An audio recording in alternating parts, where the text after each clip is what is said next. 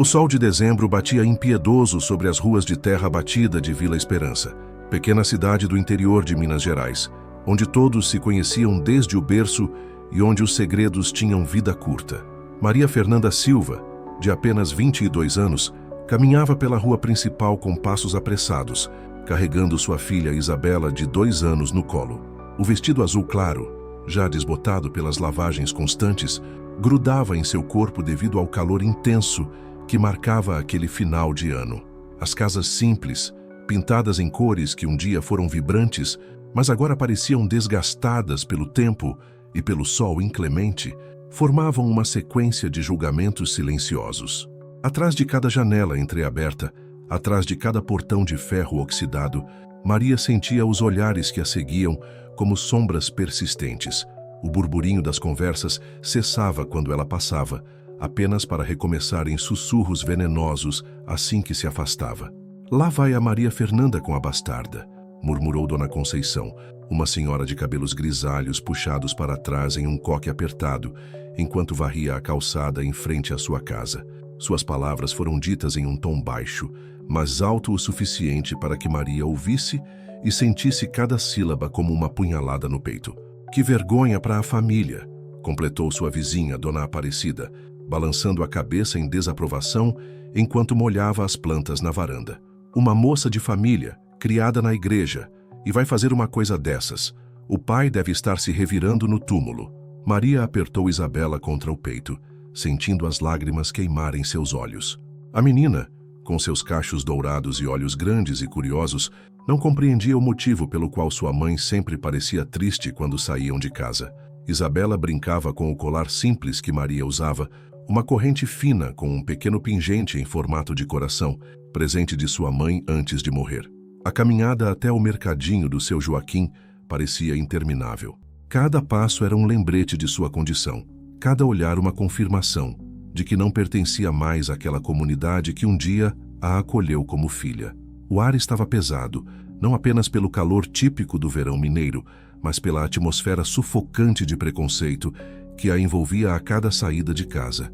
Quando finalmente chegou ao pequeno comércio, Maria respirou fundo antes de entrar. O cheiro de temperos, sabão em pó e frutas maduras invadiu suas narinas. Seu Joaquim, um homem de meia idade com barriga proeminente e bigode grisalho, ergueu os olhos do jornal que lia atrás do balcão. Seu semblante, antes neutro, endureceu ao vê-la. "O que você quer aqui, Maria Fernanda?", perguntou ele em um tom seco, sem esconder sua irritação. "Preciso comprar algumas coisas, seu Joaquim." "Leite para a Isabela, pão..." "Oi?" Maria começou a falar, mas foi interrompida bruscamente. Não vendo nada para você. Já falei que não quero esse tipo de gente na minha loja", disse ele, fechando o jornal com força. "Você dá mau exemplo para as outras moças da cidade. Vá procurar outro lugar." O rosto de Maria corou de vergonha e indignação. Isabela, sentindo a tensão da mãe, começou a choramingar baixinho, agarrando-se ainda mais ao colo materno. "Seu Joaquim, por favor, sou cliente há anos. Minha família sempre comprou aqui. Preciso apenas..." Ela tentou argumentar, mas foi cortada novamente. "Sua família, sim, gente decente. Mas você escolheu seu caminho. Agora aguenta as consequências", retrucou ele, levantando-se da cadeira e gesticulando em direção à porta. "Vá embora antes que os outros clientes cheguem e vejam você aqui." Maria sentiu o mundo desabar ao seu redor. Suas pernas tremeram e ela segurou Isabela com mais força, como se a filha fosse seu único ponto de ancoragem na realidade. As lágrimas que vinha segurando finalmente escorreram por seu rosto, deixando rastros salinos em suas bochechas queimadas pelo sol. "Mamãe Tiste?", perguntou Isabela com sua voz infantil, passando suas mãozinhas pequenas no rosto da mãe, tentando secar as lágrimas que não pareciam ter fim. "Não, meu amor. Mamãe está bem", mentiu Maria, beijando a testa da filha e tentando esboçar um sorriso que não chegava aos seus olhos. Ela saiu do mercadinho com as mãos vazias e o coração despedaçado. Na calçada, algumas pessoas que haviam presenciado a cena a observavam com uma mistura de curiosidade mórbida e satisfação cruel. Dona Rita, a costureira da cidade, estava entre elas, cochichando com outras senhoras que se aglomeram ali como abutres em volta de uma carcaça. "Bem feito. Tinha que ter pensado antes", disse Dona Rita, balançando a cabeça com ar de superioridade moral. Agora que aguente. Ninguém mandou se envolver com aquele rapaz de fora e depois ele sumir quando soube da gravidez. E ainda teve a cara de pau de querer ficar na cidade, acrescentou outra mulher. Se fosse minha filha, tinha mandado embora há muito tempo. Que vergonha para nós, gente de bem. Maria caminhava pelas ruas como um fantasma, cada comentário sendo absorvido por sua alma já ferida. O sol continuava inclemente sobre sua cabeça e o suor misturava-se com as lágrimas em seu rosto. Isabela havia adormecido em seus braços, alheia ao drama que se desenrolava ao seu redor, seus pequenos lábios entreabertos em uma expressão de paz que contrastava dolorosamente com o tormento de sua mãe. A casa onde moravam ficava na periferia da cidade, uma construção simples de 2 quartos que havia pertencido aos seus pais. Depois que eles morreram em um acidente de carro 2 anos antes, Maria havia ficado sozinha no mundo, exceto pela gravidez que descobriu pouco depois do funeral. O namorado, Rodrigo, um rapaz que havia chegado à cidade para trabalhar em uma obra, desapareceu assim que soube da notícia, deixando apenas promessas vazias e um número de telefone que nunca mais atendeu. Ao chegar em casa, Maria colocou Isabela delicadamente no berço improvisado que havia montado em seu quarto. A casa estava silenciosa, um contraste gritante com o burburinho constante da vila. Ali, entre aquelas paredes que guardavam memórias felizes de sua infância, ela podia finalmente permitir-se chorar sem restrições. Sentou-se na cama que havia sido de seus pais e deixou que toda a dor acumulada saísse em soluços profundos e silenciosos. Suas economias estavam acabando. Os trabalhos de costura que conseguia fazer em casa mal pagavam o essencial. E agora, até mesmo comprar comida estava se tornando um desafio. O isolamento social era quase completo. As antigas amigas a evitavam. A família distante havia se afastado por vergonha. E até mesmo na igreja, onde havia sido criada, ela não se sentia mais bem-vinda. Deus, o que eu fiz para merecer isso? Sussurrou ela, olhando para o crucifixo na parede. Uma herança de sua mão. Eu só amei alguém. Eu só quis ser feliz. Por que isso tem que ser um pecado tão grande? O vento da tarde balançava as cortinas simples da janela, trazendo consigo o aroma de jasmim do quintal e o som distante de crianças brincando na rua. Eram os filhos das famílias decentes da cidade, crianças que um dia brincariam com Isabela, ou talvez não, dependendo de como os preconceitos se perpetuassem através das gerações. Maria olhou para sua filha adormecida, tão pequena e inocente, e sentiu uma mistura de amor incondicional e medo profundo. Como ela poderia proteger Isabela de um mundo que já a havia rejeitado antes mesmo de ela compreender o que isso significava? Como poderia dar à filha as oportunidades que ela merecia quando a própria mãe era tratada como uma pária? Enquanto o sol começava a se pôr atrás das montanhas que cercavam Vila Esperança, pintando o céu com tons de laranja e rosa, Maria tomou uma decisão silenciosa. Ela não se renderia, por mais difícil que fosse, por mais que a sociedade a rejeitasse, ela encontraria uma maneira de sobreviver e de dar uma vida digna à sua filha. O amor de mãe que sentia era mais forte que qualquer julgamento, mais poderoso que qualquer preconceito. Mas naquele momento, sozinha em sua casa simples, com apenas R$ 17 na carteira e uma filha para criar, Maria Fernanda Silva não fazia ideia de que sua vida estava prestes a mudar completamente e que a salvação viria de onde ela menos esperava. 3 dias se passaram desde o episódio no mercadinho do seu Joaquim, e a situação de Maria Fernanda havia se tornado ainda mais desesperadora. A geladeira estava praticamente vazia, restando apenas alguns ovos, um pedaço de queijo já endurecido e meio pacote de biscoito Cream Cracker que ela racionava cuidadosamente para Isabela. O dinheiro que guardava em uma lata de café escondida no armário da cozinha havia se reduzido a apenas R$ 11 e algumas moedas. Naquela manhã de segunda-feira, o calor já se fazia sentir intensamente, mesmo antes das 8 horas.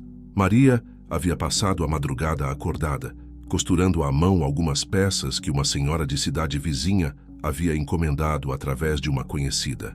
Seus dedos estavam doloridos pelas picadas constantes da agulha e seus olhos ardiam de cansaço, mas ela sabia que precisava terminar o trabalho para receber os R$ 25 prometidos. Isabela brincava no chão da sala com alguns brinquedos improvisados. Tampinhas de refrigerante, caixas vazias de remédio e um ursinho de pelúcia desgastado que havia sido dela mesma quando criança. A menina, apesar da pouca idade, parecia perceber que algo estava errado. Suas brincadeiras eram mais silenciosas que o normal e ela frequentemente olhava para a mãe com uma expressão preocupada que partia o coração de Maria. "Mamãe, tenho fome", disse Isabela, se aproximando da mãe com passos cambaleantes típicos de quem ainda estava aprendendo a andar com firmeza. Maria parou de costurar e olhou para a filha, sentindo um aperto no peito. O último resto de leite havia sido usado no café da manhã e ela sabia que não tinha como comprar mais naquele momento. "Já é hora do almoço, meu amor. Mamãe vai fazer algo gostoso para você", mentiu ela, forçando um sorriso enquanto se levantava da cadeira onde havia passado as últimas horas curvada sobre o tecido. Na cozinha, Maria abriu a geladeira e fitou seu conteúdo escasso com desespero crescente. Poderia fazer uma omelete com os 2 ovos que restavam, mas isso significaria que não teriam nada para o jantar. Fechou os olhos, respirou fundo e decidiu que precisava sair para tentar encontrar uma solução. "Isa, mamãe precisa sair rapidinho. Você fica aqui brincando, está bem?", disse ela, sabendo que deixar uma criança de 2 anos sozinha não era o ideal, mas não tendo outra opção. "Não, mamãe, Isa vai junto", protestou a menina, agarrando-se à perna da mãe. Maria suspirou, pegou Isabela no colo e saiu de casa. Decidiu tentar a sorte no armazém do seu Antônio, do outro lado da cidade, esperando que ele fosse mais compassivo que seu Joaquim. O sol estava escaldante e ela não tinha dinheiro nem mesmo para uma passagem de ônibus, então precisaria fazer o trajeto a pé, carregando a filha. As ruas de Vila Esperança pareciam ainda mais hostis naquela manhã. Pessoas que antes a cumprimentavam com educação agora desviavam o olhar propositalmente. Algumas janelas se fechavam quando ela passava, como se sua presença fosse contagiosa. O peso do julgamento coletivo parecia crescer a cada passo, transformando uma caminhada de 15 minutos em uma tortura psicológica. Quando estava na metade do caminho, já exausta pelo calor e pelo peso de Isabela, Maria precisou parar para descansar na sombra de uma árvore frondosa. Foi então que notou um homem observando-a de longe. Ele estava parado próximo a uma casa grande e bem conservada, uma das poucas construções de 2 andares na cidade, pintada de branco com detalhes em azul. O homem aparentava ter cerca de 40 anos, cabelos negros com alguns fios prateados nas têmporas, pele morena queimada de sol, e usava roupas simples, mas limpas. Uma camisa de manga comprida arregaçada até os cotovelos e calça jeans desbotada. Havia algo em seu olhar que Maria não conseguia decifrar. Não era o julgamento cruel que estava acostumada a receber, mas também não era exatamente simpatia. Era algo mais parecido com curiosidade? Compaixão? Ela não sabia dizer. Quando seus olhares se cruzaram, Maria sentiu um arrepio estranho. O homem não desviou os olhos como os outros faziam.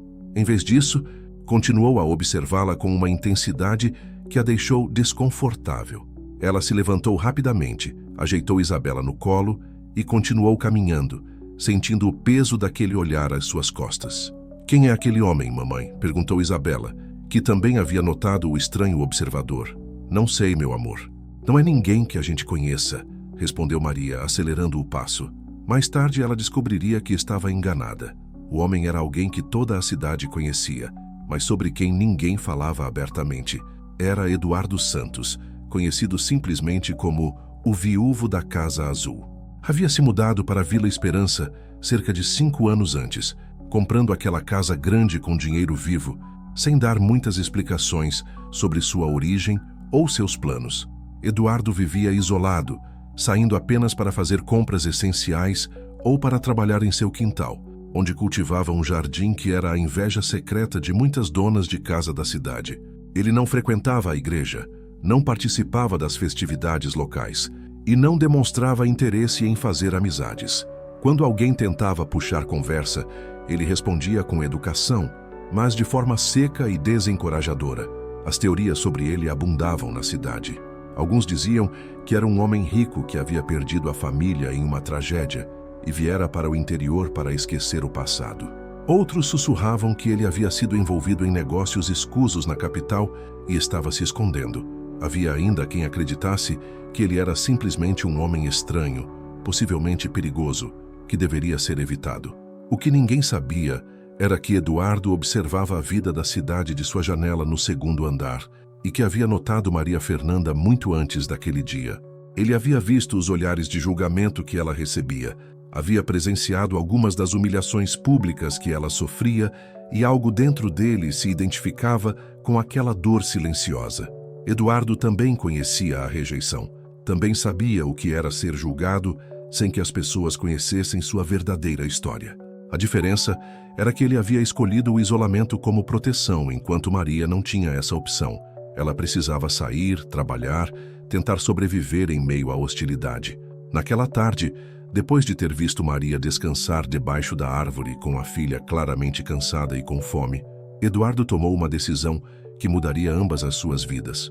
Ele havia reconhecido nos olhos dela o mesmo desespero silencioso que o assombrava todas as noites, a mesma sensação de estar perdido em um mundo que não oferecia abrigo. Quando Maria finalmente chegou ao armazém do seu Antônio, descobriu que a situação não seria diferente da que enfrentara no mercadinho. O comerciante, um homem magro de óculos, a recebeu com frieza e, após ouvir seu pedido para comprar fiado, negou categoricamente. Maria Fernanda, eu até sinto pena da situação, mas negócio é negócio. Não posso dar crédito para quem não tem como pagar. E além disso, você sabe como é. Os outros clientes podem não gostar de ver você aqui, disse ele, evitando olhar diretamente para ela. Seu Antônio, eu pago assim que receber pelo trabalho de costura. É só até quinta-feira, por favor, minha filha está com fome, implorou Maria, sentindo as lágrimas queimarem seus olhos novamente. Não posso, Maria. Vai procurar seus parentes, sei lá. Aqui não dá, respondeu ele, já se virando para atender outro cliente que havia chegado.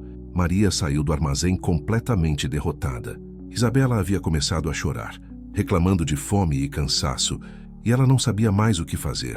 Sentou-se na calçada em frente ao estabelecimento, ignorando os olhares curiosos dos transeuntes, e tentou acalmar a filha, enquanto sua própria vontade era de desabar junto com ela. Foi então que uma sombra se projetou sobre elas. Maria ergueu os olhos e viu o mesmo homem de antes, parado ao seu lado, com uma expressão séria, mas não ameaçadora. Desculpe incomodar, disse ele com uma voz grave e pausada, sotaque que ela não conseguia identificar completamente. Vi que vocês estão passando por dificuldades. Posso ajudar? Maria ficou paralisada por alguns segundos, não sabendo como reagir. Ninguém em Vila Esperança havia se oferecido para ajudá-la desde que Isabela nascera. Sua primeira reação foi de desconfiança. Que tipo de homem se aproximaria de uma mulher em situação tão vulnerável? Não precisa. Obrigada, respondeu ela, tentando se levantar com Isabela no colo. Espere, disse Eduardo, estendendo uma mão para ajudá-la a se equilibrar. Eu sei quem você é. Sei pelo que está passando. E sei que tem uma filha pequena para criar sozinha. Maria o encarou com uma mistura de medo e curiosidade. Havia algo naqueles olhos escuros que não parecia ameaçador, mas ela havia aprendido a desconfiar de gestos de bondade. O senhor não me conhece, murmurou ela. Talvez não pessoalmente, mas conheço sua situação. E sei que às vezes precisamos aceitar ajuda, mesmo que venha de estranhos, respondeu Eduardo, tirando uma carteira do bolso. Deixe-me pagar algumas coisas para vocês. Considere um empréstimo, se isso fizer você se sentir melhor.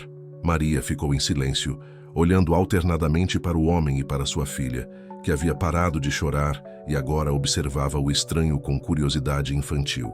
Sua mente racional gritava para que recusasse, mas seu coração de mãe e seu estômago vazio falavam mais alto. Maria permaneceu em silêncio por longos segundos, segurando Isabela contra o peito enquanto analisava o homem à sua frente. Eduardo Santos aguardava pacientemente sua resposta com a carteira ainda nas mãos, sem pressa ou pressão aparente. Havia algo em sua postura que transmitia sinceridade, mas Maria havia aprendido da pior forma que as aparências podiam enganar. "Por que o senhor quer me ajudar?" perguntou ela finalmente, sua voz carregada de desconfiança e cansaço. Eduardo guardou a carteira momentaneamente e passou a mão pelos cabelos como se estivesse escolhendo cuidadosamente as palavras certas. "Porque já estive onde você está agora", respondeu ele, olhando diretamente em seus olhos. "Sei como é ser julgado por uma cidade inteira, ser tratado como se fosse invisível ou perigoso. Sei como é a solidão de não ter ninguém para conversar, Ninguém que te veja como um ser humano comum. Isabela, que havia permanecido quieta durante a conversa, de repente estendeu suas mãozinhas pequenas em direção a Eduardo, como se o reconhecesse como alguém não ameaçador. A reação da filha surpreendeu Maria. Isabela costumava ser tímida com estranhos, especialmente homens, já que havia tido pouco contato com figuras masculinas em sua curta vida. "Oi, princesa", disse Eduardo com um sorriso genuíno, o primeiro que Maria viu naquele rosto sério. Ele não tentou tocar na criança, respeitando a distância, mas acenou delicadamente para ela. "Você é muito bonita, parece com sua mamãe." "Meu nome é Isa", disse a menina com sua pronúncia ainda infantil, sorrindo de volta para ele. "Raiza é um nome lindo", respondeu Eduardo, e Maria percebeu que havia verdadeira ternura em sua voz ao falar com a criança. Essa pequena interação fez algo se mover dentro do peito de Maria. Há meses, ela não via ninguém tratar Isabela com gentileza espontânea, sem aquele olhar de julgamento que geralmente acompanhava qualquer menção à sua filha bastarda. Ver um homem, especialmente um homem sobre quem se falava com tanto mistério, demonstrar afeto genuíno por Isabela, tocou uma corda sensível em seu coração maternal. "Está bem", disse ela, surpreendendo a si mesma com a decisão. "Mas é um empréstimo, como o senhor disse. Vou pagar de volta assim que conseguir." Eduardo acenou com a cabeça e retirou algumas notas da carteira. Maria ficou boquiaberta quando viu que ele estava lhe estendendo R$ 200, muito mais do que ela havia esperado ou pedido. "Isso é demais. Eu não posso aceitar tanta quantia", protestou ela, dando um passo para trás. "Não é só para hoje", explicou Eduardo calmamente. "É para você conseguir se organizar, comprar comida para alguns dias, talvez alguma coisa para a Isa. Uma criança precisa se alimentar bem." Maria olhou para o dinheiro com os olhos marejados. R$ 200 representavam mais do que ela conseguia ganhar em um mês inteiro com os trabalhos de costura esporádicos. Era a diferença entre passar fome e ter dignidade, entre desespero e esperança. "Eu não sei como agradecer", murmurou ela, pegando o dinheiro com mãos trêmulas. "Não precisa agradecer. Apenas cuide bem de vocês duas", disse Eduardo, já se preparando para se afastar. "Espere", chamou Maria, fazendo-o parar. "O senhor quer entrar para tomar um café? É o mínimo que posso fazer agora." Eduardo hesitou por um momento, olhando ao redor da praça onde estavam. Algumas pessoas já haviam notado a conversa entre eles, e Maria podia ver os sussurros começando a se formar. Ele claramente estava ciente da atenção que estavam atraindo. "Talvez não seja uma boa ideia", disse ele suavemente. "As pessoas já estão falando. Não quero complicar ainda mais sua situação." "Que falem", disse Maria com uma determinação repentina que a surpreendeu. "Eu não tenho mais nada a perder mesmo, e seria injusto da minha parte não oferecer nenhum café para quem acabou de me salvar da fome." Eduardo pareceu considerar suas palavras cuidadosamente. Havia algo em seu olhar que sugeria uma batalha interna, como se ele também estivesse tomando uma decisão importante.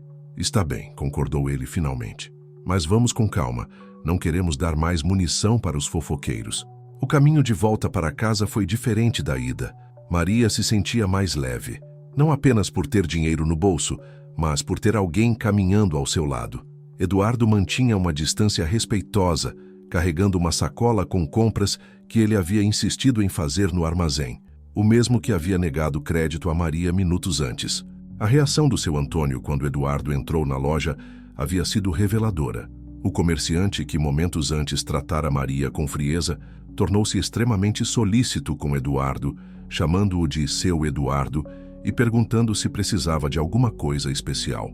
A hipocrisia era gritante, mas Eduardo não demonstrou qualquer satisfação com o tratamento preferencial.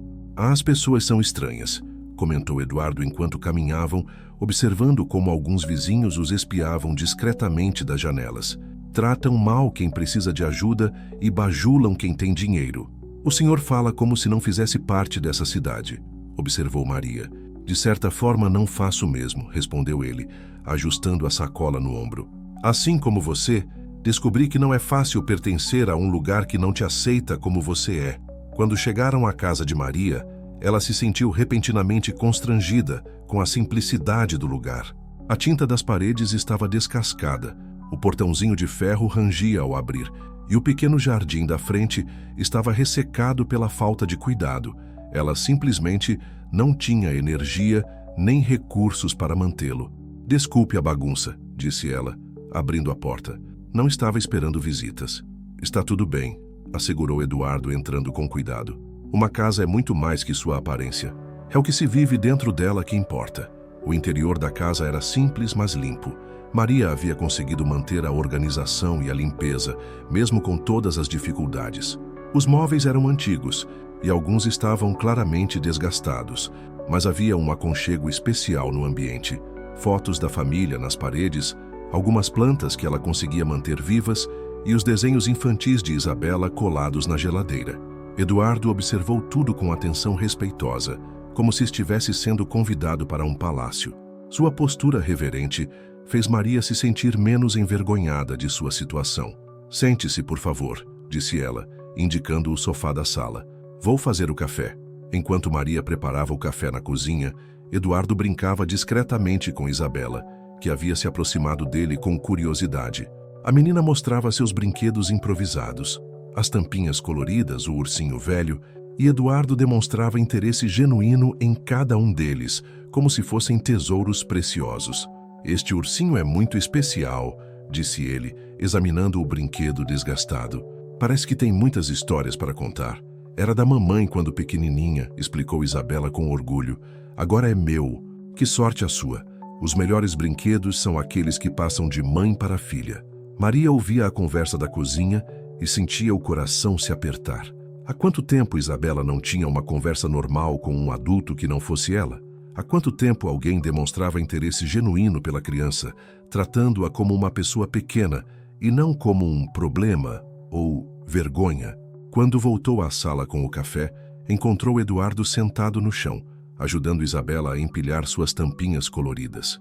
A cena era tão natural e tocante que ela teve que parar na porta por um momento, apenas observando. O café está pronto, anunciou ela, colocando a bandeja na mesinha de centro. Eduardo se levantou com cuidado, dando um último sorriso para Isabela antes de se sentar no sofá.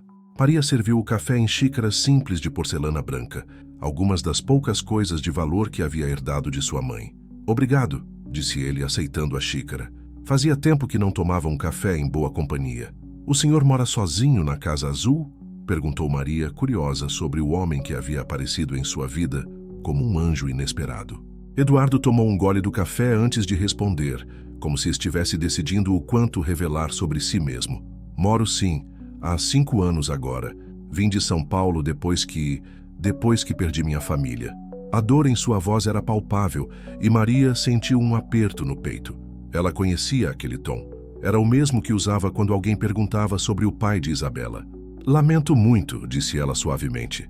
Minha esposa e meu filho morreram em um acidente de carro, continuou Eduardo, olhando para a xícara em suas mãos. Eu estava dirigindo. Sobrevivi sem um arranhão, mas eles não tiveram a mesma sorte. O silêncio que se seguiu foi pesado, mas não desconfortável.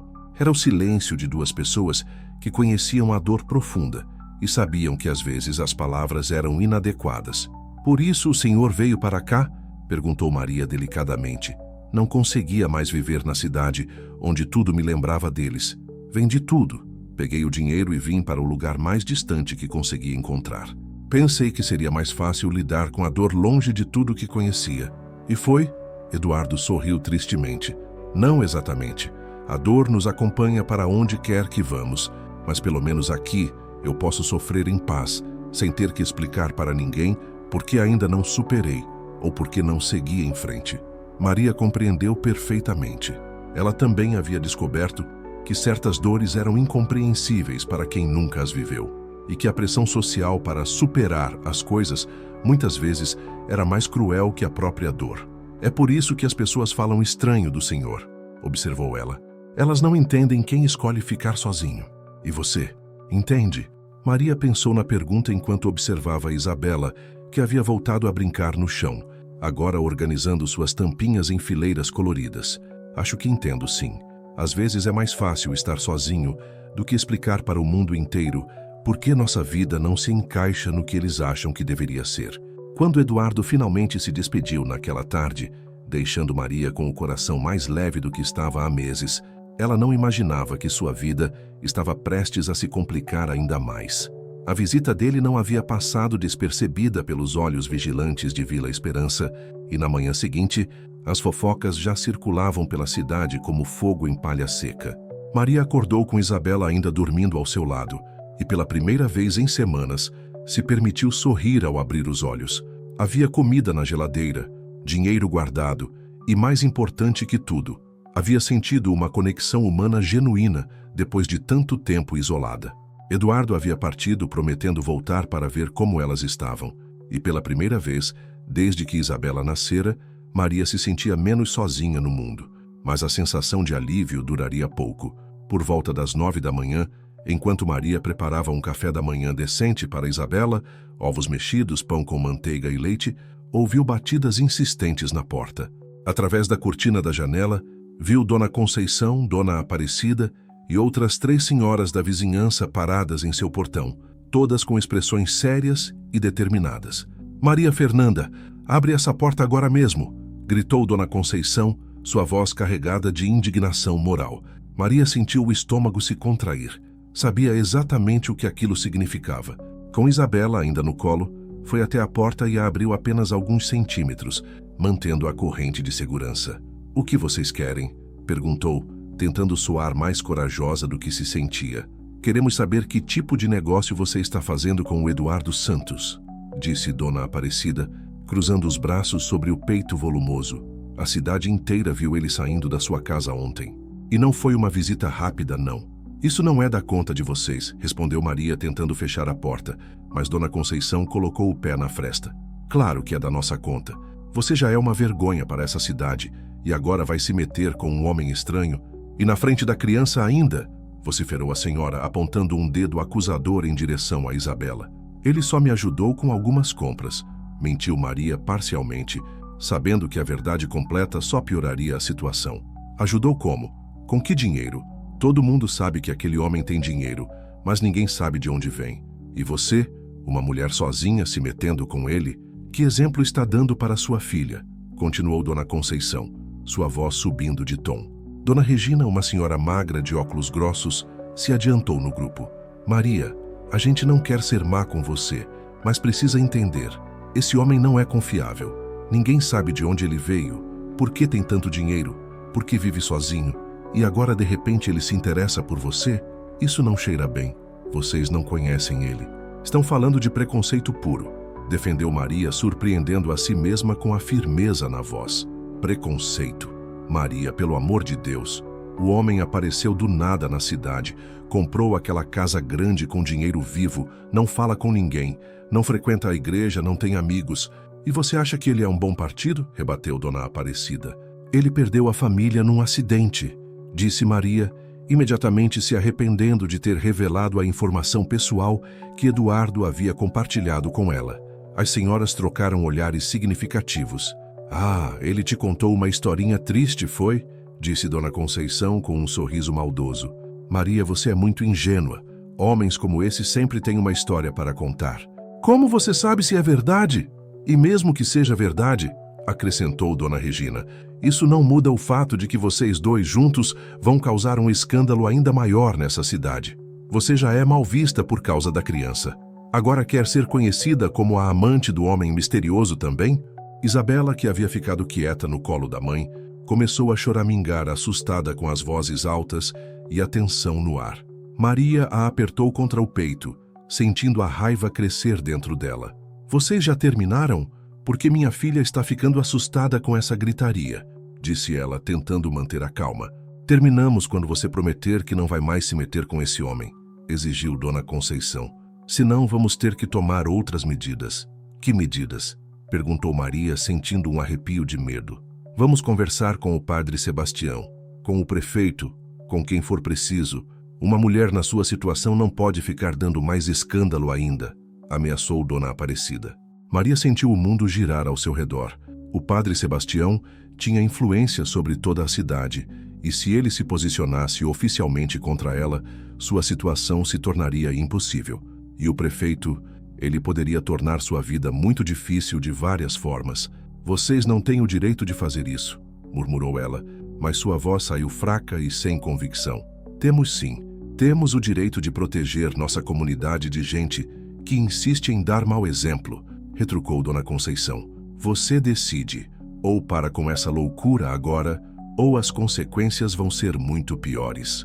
Após proferirem suas ameaças, o grupo se afastou, deixando Maria sozinha com Isabela e um coração cheio de medo. Ela fechou a porta e se encostou nela, sentindo as pernas tremerem. Por alguns momentos preciosos, havia sentido esperança. Havia sentido que talvez sua vida pudesse melhorar.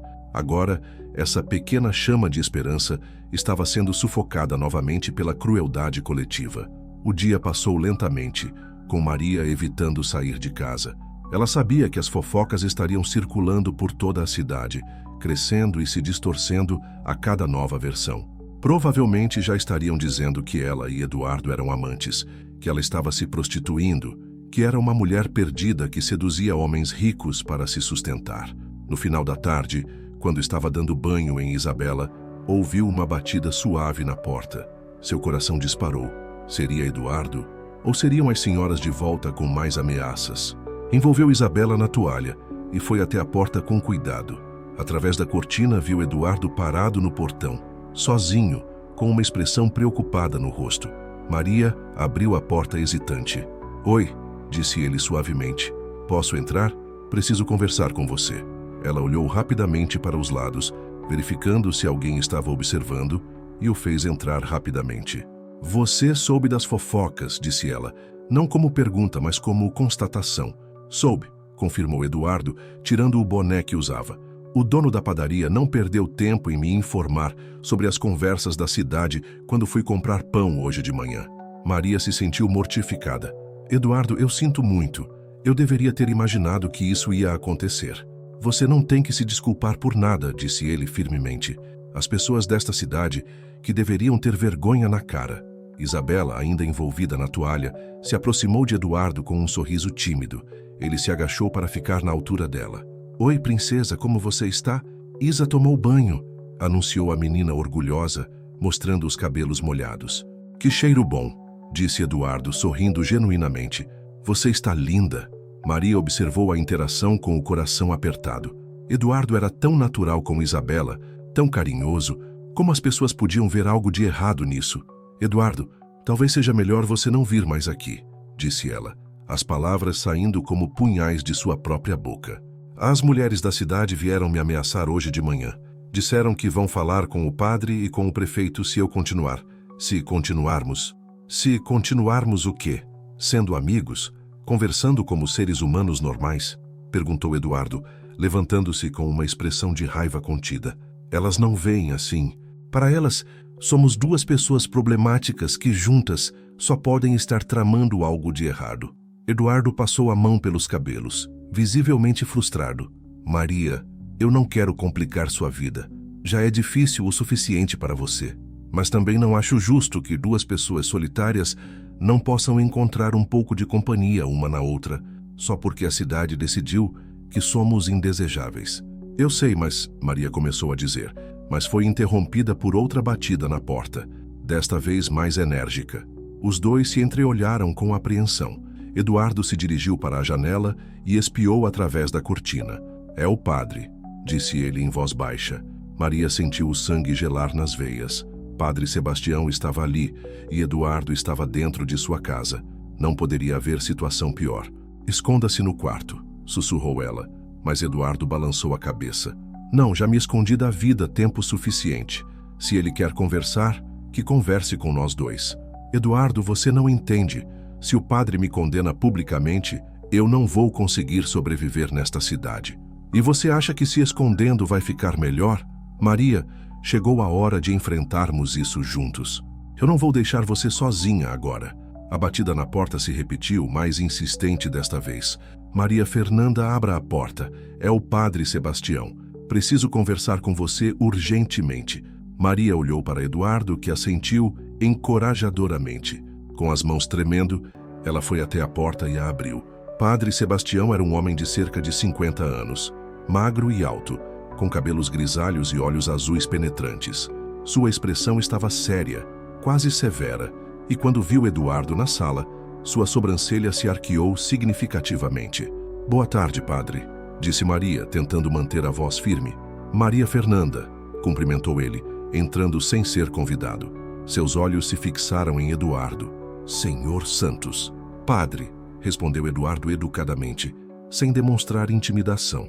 "Bem", disse o padre, olhando alternadamente para os dois. "Parece que precisamos ter uma conversa muito séria." O silêncio que se seguiu à entrada do padre Sebastião foi denso e carregado de expectativa. Maria segurava Isabela contra o peito, a menina ainda envolvida na toalha de banho, enquanto observava nervosamente os dois homens que agora se encaravam em sua pequena sala. Eduardo permanecia de pé, com os ombros eretos e uma expressão serena que contrastava com a tensão palpável no ambiente. "Por favor, sentem-se", disse o padre finalmente, como se estivesse em sua própria casa. Ele escolheu a poltrona que havia sido do pai de Maria, deixando claro que assumia uma posição de autoridade na conversa. Eduardo e Maria se sentaram no sofá, mantendo uma distância respeitosa entre eles, mas unidos na determinação de enfrentar juntos o que estava por vir. "Maria Fernanda", começou o padre ajustando a batina preta, "você sabe por que estou aqui. Imagino que seja por causa das fofocas que estão circulando pela cidade", respondeu ela, tentando manter a voz firme. "Não são apenas fofocas quando várias paroquianas vêm até mim, preocupadas com o que está acontecendo. Elas têm o direito de se preocupar com os valores morais de nossa comunidade." Eduardo se remexeu no sofá, claramente irritado com o tom do padre, mas Maria tocou discretamente seu braço, pedindo silenciosamente para que ele tivesse paciência. "Padre Sebastião", disse Maria, respirando fundo, "o senhor me conhece desde que eu era criança. Sabe que fui criada na igreja, que sempre respeitei os ensinamentos. O que mudou não foi meu caráter, mas a forma como as pessoas me veem. O que mudou, Maria, foi que você tomou certas decisões que têm consequências, e agora está tomando outra decisão que pode agravar ainda mais sua situação", retrucou o padre, lançando um olhar significativo para Eduardo. "Com todo respeito, padre", interveio Eduardo, não conseguindo mais se conter. "Que decisão seria essa? Aceitar ajuda quando estava passando necessidade? Conversar com alguém que demonstrou compaixão?" Padre Sebastião se virou para Eduardo com uma expressão severa. "Senhor Santos, você é novo em nossa cidade, então talvez não compreenda como funcionam as coisas aqui. Temos tradições, valores, uma forma de viver que mantém nossa comunidade unida e em paz." "Unida e em paz?" Eduardo se levantou, incapaz de permanecer sentado. "Padre, com todo respeito ao senhor e à sua posição, mas que tipo de paz é essa que humilha uma mãe solteira? Que tipo de união é essa que ostraciza quem mais precisa de apoio?" O padre também se levantou, e Maria percebeu que a conversa estava tomando um rumo perigoso. "Senhor Santos, não permito que questione os valores de nossa comunidade em minha presença. Você não conhece nossa história, nossos costumes. Eu conheço o suficiente para saber que tratar uma pessoa decente como uma pária não é um costume cristão", rebateu Eduardo, sua voz crescendo em intensidade.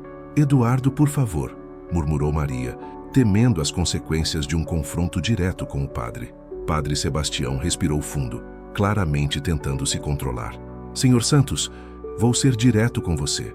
Não sabemos quem você é, de onde veio, como conseguiu o dinheiro para comprar aquela casa. Você chegou aqui há 5 anos e nunca demonstrou interesse em fazer parte de nossa comunidade. Não frequenta a igreja, não participa de nenhuma atividade social, vive isolado como um ermitão. E agora, de repente, se interessa por uma mulher em situação vulnerável. Isso nos preocupa." Eduardo ficou em silêncio por um momento, e Maria viu algo mudar em sua expressão. Quando ele falou novamente, sua voz estava mais baixa, mas carregada de uma dor profunda. "Padre, eu perdi minha esposa e meu filho de 8 anos em um acidente de carro há 6 anos.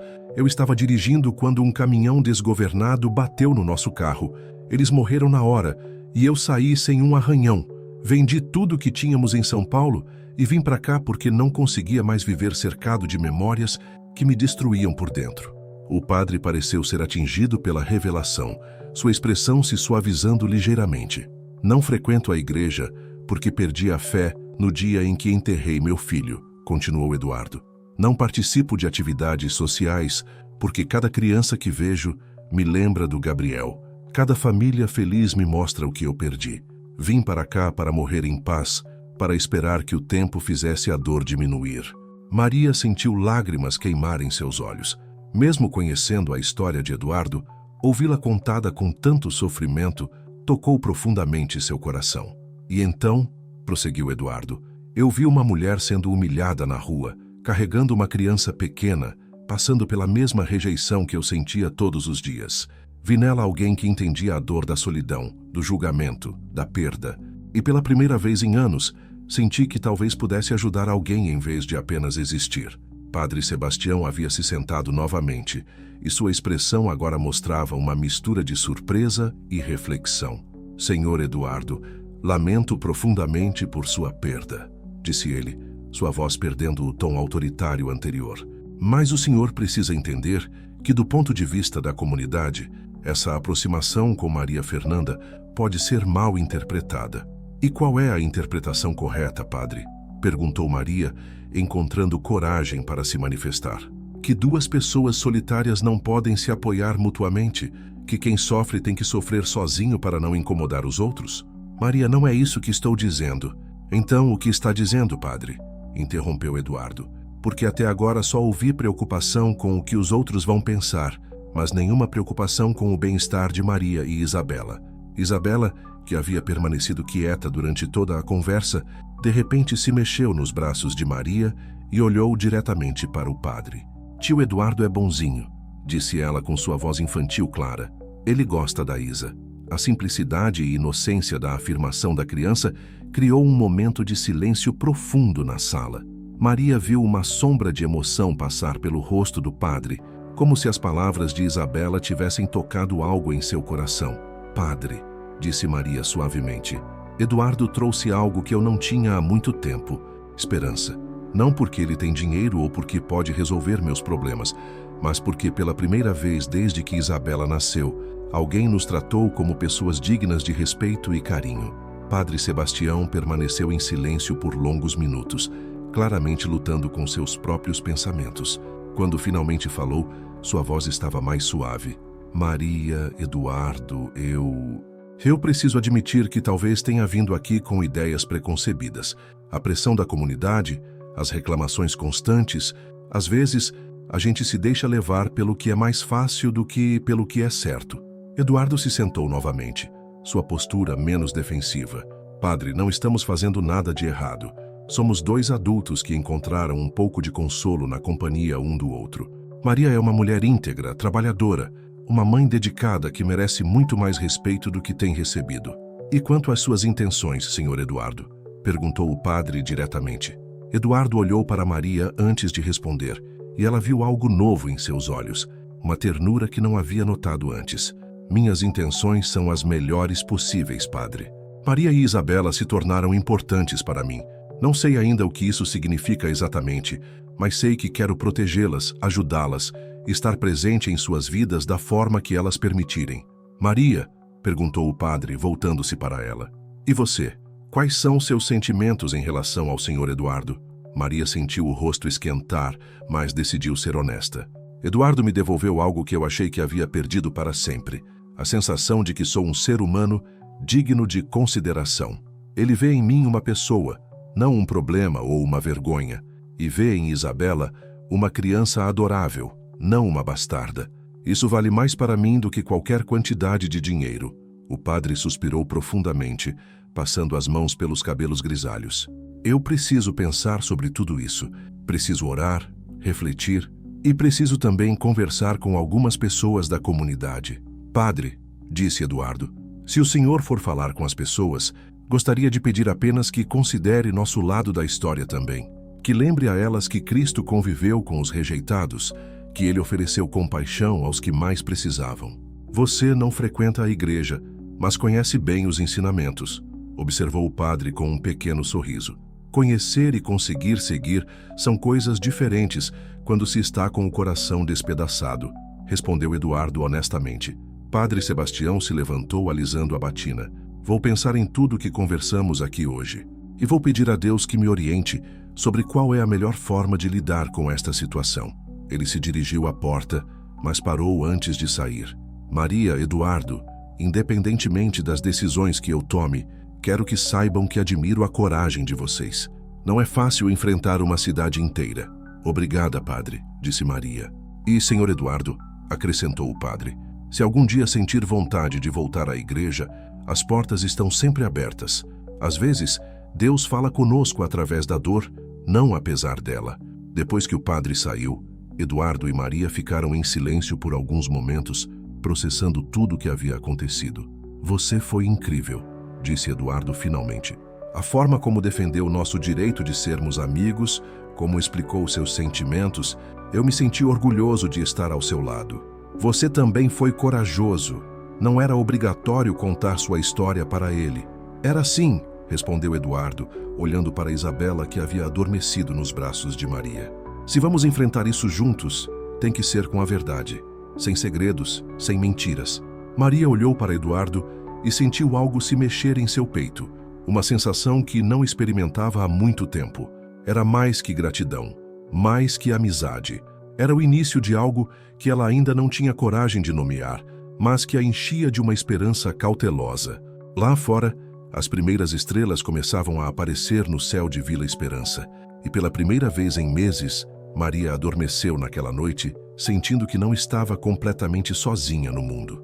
2 semanas se passaram desde a conversa com Padre Sebastião, e Vila Esperança parecia suspensa em uma expectativa silenciosa. As fofocas haviam diminuído consideravelmente, substituídas por um burburinho de curiosidade e especulação sobre o que o padre havia descoberto durante sua visita à casa de Maria Fernanda. Eduardo continuava suas visitas, agora mais abertas e frequentes, ajudando com pequenos reparos na casa e trazendo mantimentos sem aceitar protestos de Maria sobre ser demais. Naquela manhã de domingo, o sol dourado de janeiro banhava as ruas da cidade com uma luz quente e promissora. Maria se arrumava cuidadosamente, vestindo seu melhor vestido, um azul marinho simples, mas elegante, que havia sido de sua mãe. Isabela usava um vestidinho branco com pequenas flores bordadas que Eduardo havia insistido em comprar para ela na cidade vizinha. "Mamãe bonita!" exclamou Isabela, aplaudindo ao ver Maria se olhando no espelho antigo do quarto. "Obrigada, meu amor. Você também está linda", respondeu Maria, beijando a testa da filha. Elas estavam se arrumando para algo que não faziam há mais de 2 anos, ir à missa dominical. A decisão havia sido de Eduardo, que aparecera na casa delas na véspera com uma proposta inesperada. "Maria, eu gostaria de ir à igreja amanhã, com vocês", havia dito ele, surpreendendo-a completamente. "Você tem certeza? Depois de tudo que conversamos sobre sua fé, não sei se recuperei minha fé completamente", havia respondido Eduardo honestamente. "Mas sei que quero estar ao lado de vocês publicamente, mostrando para toda a cidade que não tenho vergonha da nossa amizade. E talvez seja a hora de parar de fugir de Deus também." Agora, enquanto caminhavam juntos pelas ruas em direção à igreja, Maria sentia uma mistura de nervosismo e determinação. Eduardo caminhava ao seu lado, impecável em uma camisa social branca e calça social preta, carregando Isabela no colo quando ela se cansava de andar. A menina havia se tornado completamente apegada a ele, chamando-o carinhosamente de tio Edu, e insistindo que ele participasse de todas as suas brincadeiras. As pessoas nas ruas paravam para observá-los passar, alguns com curiosidade, outros com desaprovação mal disfarçada, mas Eduardo mantinha a cabeça erguida e um sorriso gentil para todos que encontravam pelo caminho. "Bom dia, Dona Teresa", cumprimentou ele educadamente uma senhora que os observava da janela. "Bom dia", respondeu ela automaticamente, claramente surpresa por ter sido cumprimentada pelo homem misterioso da cidade. Quando chegaram à igreja, um silêncio perceptível tomou conta da assembleia. Padre Sebastião, que se preparava para iniciar a missa, fez uma pausa ao vê-los entrando juntos. Eduardo escolheu um banco no meio da igreja, nem muito à frente para parecer presunçoso, nem muito atrás para parecer que se escondia. Maria sentia todos os olhares sobre eles, mas a presença forte e tranquila de Eduardo ao seu lado a fazia sentir protegida. Isabela, alheia às tensões, brincava silenciosamente com um pequeno livro de colorir que Eduardo havia trazido para mantê-la ocupada durante a cerimônia. Durante o sermão, Padre Sebastião falou sobre compaixão, perdão e a importância de não julgar o próximo. Suas palavras eram claramente direcionadas à congregação, embora ele nunca mencionasse nomes específicos. Jesus nos ensinou que devemos amar uns aos outros como a nós mesmos, disse o padre, seu olhar percorrendo a assembleia. Isso significa aceitar que cada pessoa carrega suas próprias lutas, suas próprias dores, e que nossa função como cristãos é oferecer apoio, não julgamento. Maria viu algumas pessoas se mexerem desconfortavelmente em seus bancos, incluindo Dona Conceição e Dona Aparecida, que estavam algumas fileiras à frente. A família, continuou o padre, não é apenas aquela definida pelo sangue ou pela lei. Às vezes, Deus coloca pessoas em nossas vidas para formar famílias do coração, unidas pelo amor, pela compaixão e pelo cuidado mútuo. Eduardo pegou discretamente a mão de Maria, entrelaçando seus dedos. O gesto foi visto por várias pessoas, mas ele não pareceu se importar. Maria sentiu seu coração acelerar, não apenas pelo toque, mas pelo que ele representava. Uma declaração pública de que eles estavam juntos, que se importavam um com o outro. Após a missa, enquanto as pessoas saíam da igreja, Padre Sebastião se aproximou deles. Maria, Eduardo, que bom vê-los aqui hoje, disse ele com um sorriso genuíno. Obrigada por nos receber, padre, respondeu Maria. E obrigado pelas palavras de hoje, acrescentou Eduardo. Foram esclarecedoras. Às vezes precisamos lembrar uns aos outros do que realmente importa, disse o padre, pegando Isabela no colo quando ela estendeu os bracinhos para ele. E você, pequena Isabela, como está? Isa foi na igreja do Papai do Céu, disse a menina orgulhosa. Sim, foi. E tenho certeza de que ele ficou muito feliz em vê-la, respondeu o padre, olhando significativamente para Eduardo e Maria. Quando saíram da igreja, foram abordados por algumas pessoas. Para a surpresa de Maria, nem todas as reações foram negativas. Dona Lúcia, uma senhora viúva que morava sozinha no final da rua, se aproximou deles com um sorriso tímido. Maria, querida, quanto tempo, disse ela. Que bom ver você voltando à igreja. Obrigada, Dona Lúcia. E o senhor deve ser o Eduardo, disse ela estendendo a mão para ele. Ouvi muitas histórias sobre o senhor, mas prefiro formar minha própria opinião. Qualquer homem que faz uma criança sorrir como Isabela está sorrindo, não pode ser má pessoa. Eduardo apertou sua mão calorosamente. É um prazer conhecê-la, Dona Lúcia. Se precisarem de alguma coisa, podem contar comigo, disse a senhora antes de se afastar.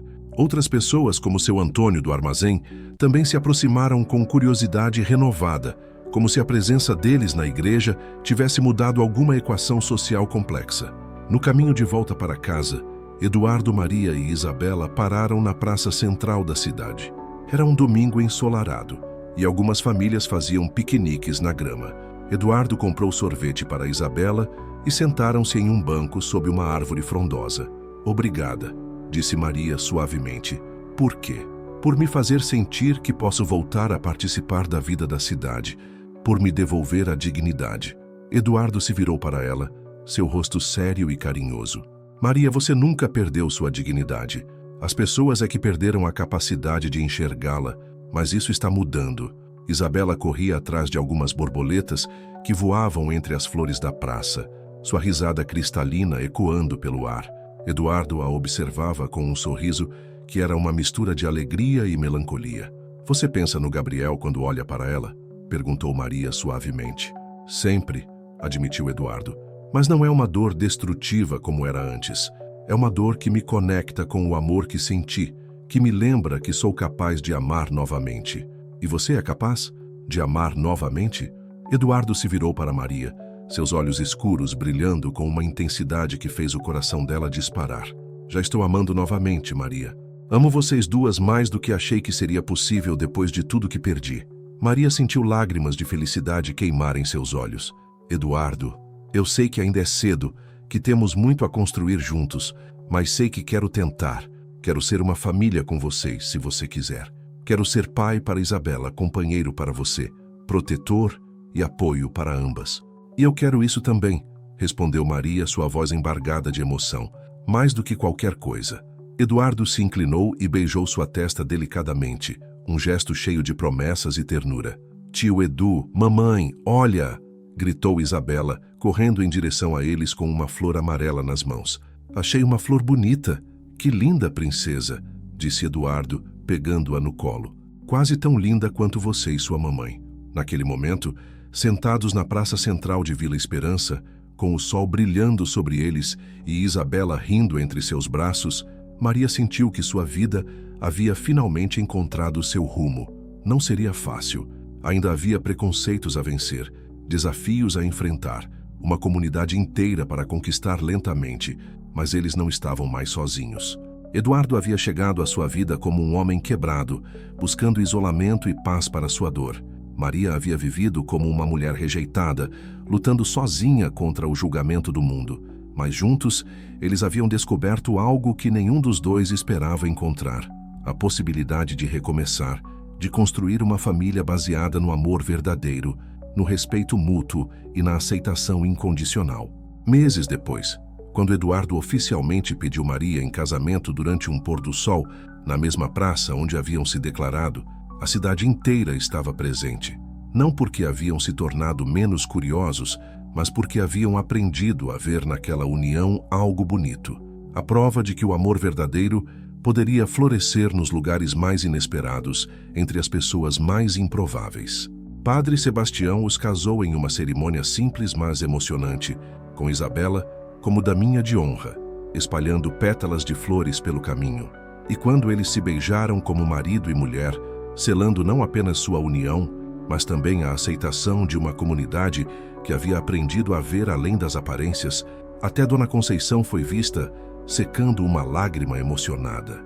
Maria Fernanda Silva, a mãe solteira humilhada, havia se tornado Maria Fernanda Santos, a esposa amada.